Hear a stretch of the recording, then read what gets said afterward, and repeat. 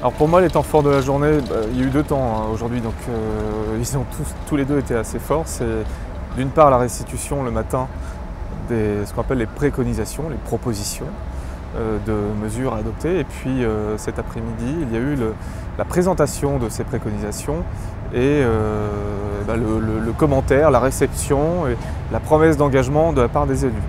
Moi, ce que j'ai retenu particulièrement, je fais un commentaire très personnel, c'est la demande qui a été faite d'appliquer immédiatement une taxe carbone dont l'enjeu est de décarboner l'économie, mais aussi en pénalisant les transports à longue distance et ce genre de choses, de contribuer à relocaliser l'économie. Je pense que c'est vraiment une mesure phare. J'espère qu'elle elle a eu un écho auprès des élus, j'espère qu'elle aura un écho bien au-delà et qu'on la verra appliquée, entre autres parce qu'il y avait beaucoup de mesures extrêmement intéressantes. Le temps fort de la journée, c'est l'engagement politique. Ça se termine par l'engagement politique. Et c'est un engagement dans un rendez-vous entre des élus pour l'essentiel. Pas que, hein. Il y a bien sûr les responsables des ONG et des grands réseaux citoyens. Mais la question de l'engagement de l'élu est à mon avis centrale. C'est l'engagement dont nous avons eu la preuve et le spectacle, si je puis dire, des élus devant une assemblée citoyenne qui vient livrer un foisonnement de propositions qu'on peut résumer d'une certaine façon avec un seul mot, qui est le mot courage. Et pour moi, le rendez-vous, c'est le rendez-vous du courage. Je vais identifier un temps fort de la journée. Ce temps fort, c'est autour des premières préconisations qui ont eu lieu autour de l'axe changeons de repères. Et sans entrer dans le contenu même, ce temps nous a montré l'efficacité de l'intelligence collective lorsqu'elle était mise au cœur et au service surtout des urgences que sont les urgences du développement durable.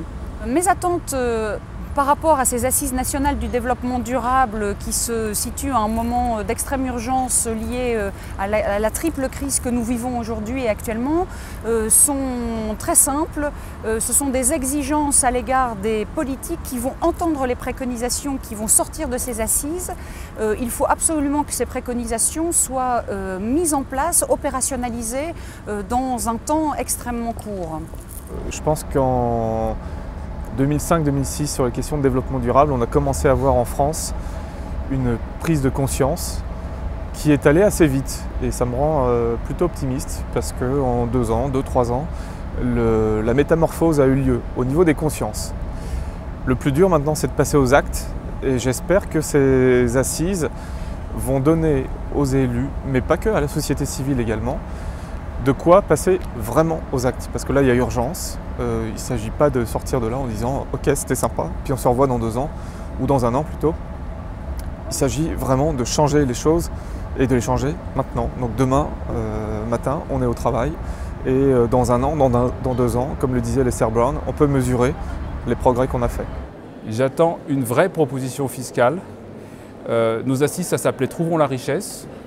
Je l'ai déjà dit hier, mais pour trouver la richesse, il faut trouver la richesse. Pour trouver la richesse, la nouvelle richesse de l'homme, il faut retrouver la richesse financière pour pouvoir la taxer et déplacer des masses vers des bons champs, non pas de profitabilité, mais d'usage au service de l'humanité. Donc moi, ce que j'attends maintenant dans les mois qui viennent, c'est une vraie proposition fiscale qui fasse de l'environnement et du développement durable un champ alimenté par des masses financières suffisantes. On n'est pas du tout à l'échelle des enjeux pour l'instant.